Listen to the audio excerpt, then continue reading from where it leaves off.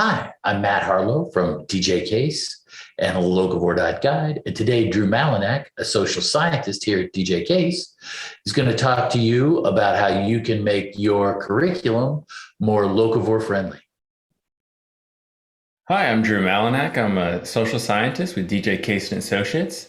Today we're going to be talking about lesson planning and how to make your program more locavore friendly. Let's get into it. So first of all, why is making your lesson more locavore friendly important?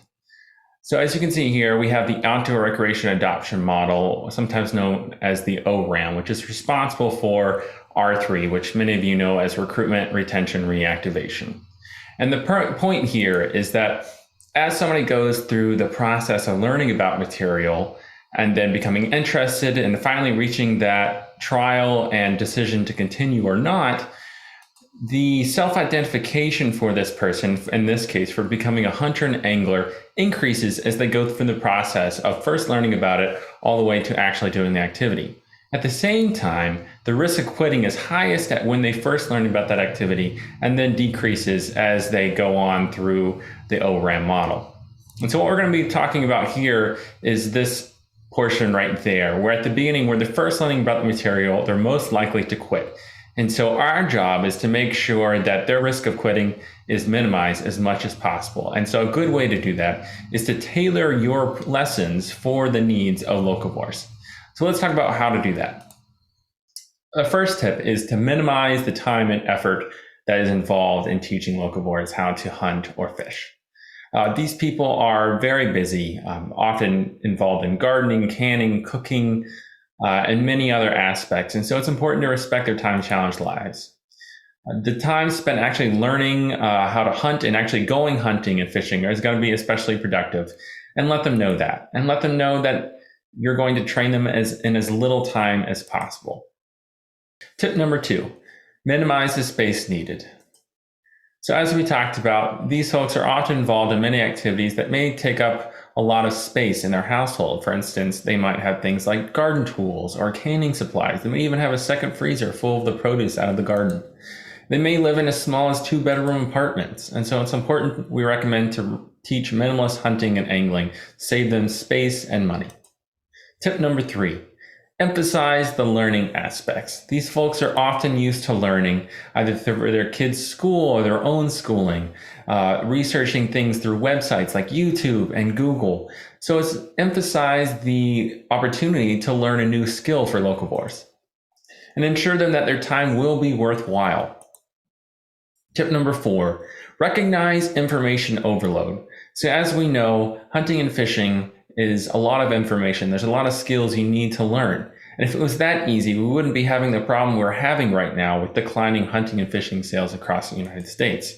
And so it's important to acknowledge and to let your locavore participants know that it's okay to not know where to start, and that you're going to be starting with the basics, and that no question is a stupid question, and that you understand that they can't know what they've never been taught. Tip number 5, address their food motivation. Locavores are food motivated. So do things like bring wild game and fish snacks to class, share recipes, have a wild game or fish dinner with students and their families. Maybe go out as a group to a hunting and a fishing event with a cookout. Mention eating, preparing food whenever it naturally relates to other parts of the curriculum. Again, they have this food motivation. That's why they're there in the first place. Maybe teach field dressing, butchering, and storing game in your program. So now that you have these locavores and they're in your course, now it shifts to them becoming new hunters and anglers. And as we found in many of our focus groups throughout DJ Case and Associate projects, there's a number of concerns that come up with new adult hunters and anglers. One of them is the apprehension about killing, and they might be turned off by blood and guts.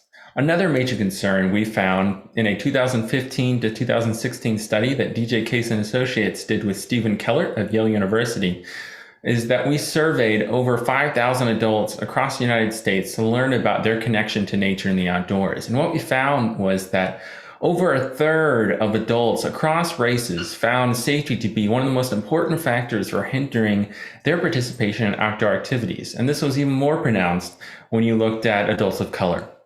And so when we subsequently did some more focus groups with other projects, we found that these concerns could range from firearm safety in terms of personal firearm safety, all the way to the safety of other people using guns and their mistrust of those people.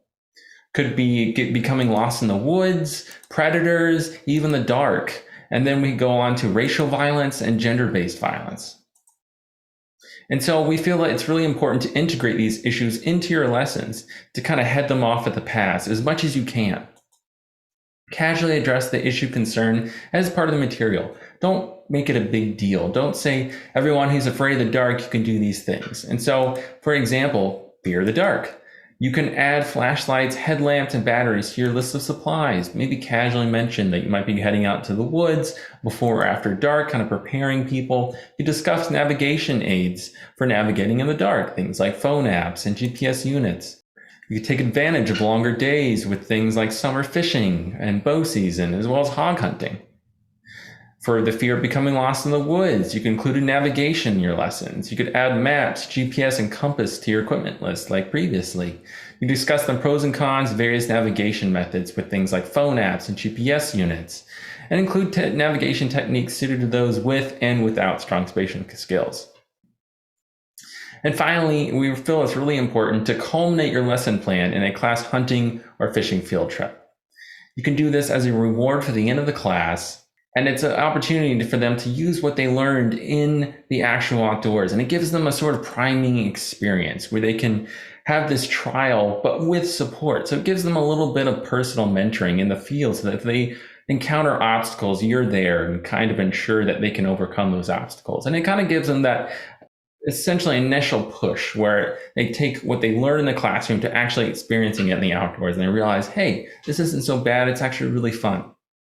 And so this hunting and fishing trip, you could talk about things like special seasons, licensing, logistic considerations, maybe travel insurance, or deer camp. And with a fishing trip, you might have similar considerations to that of a hunting one. Things with like equipment considerations and licensing, logistics, finding a place to fish, and even travel insurance. And so we're going to end this lesson with an exercise. As you can see here, we have an example of a deer hunting program outline. Everything from hunter education to white-tailed deer biology to safety principles and practices, all the way to shot selection, butchering, preservation techniques, and even evaluating your program and giving your participants kind of the next steps for after their class. And then we have your panfish program outline, which covers everything from types of panfish, where to find it, class pan fishing trip, and then identifying those next steps for your participants and also evaluating. So now what I want you to do for your exercise, which is located at the bottom of this video, is to cross out the unnecessary topics and add missing ones, circle the most important topics, and then underline any topics you think a new adult hunter or angler might be sensitive to based off of the lesson you just heard. Furthermore, we want you to think about what topics in our curriculum outline might you be able to borrow for the state's existing programs. Make notes on the outline to remind you where to gather that material for your new Locavore curriculum. What are a few homework assignments other than reading that you could give your students between classes? And what lessons might you give you a chance to get the students out into the field or some other environment for a class? Remember, this field experience is really important for them actually getting to become more comfortable with the activity. And finally, what homework could you give your students, specifically again, to get them out into the field? Kind of like I said, we want to get them outside and experiencing what they actually learned in class. And that's all for the lesson about how to make your program more Locavore friendly.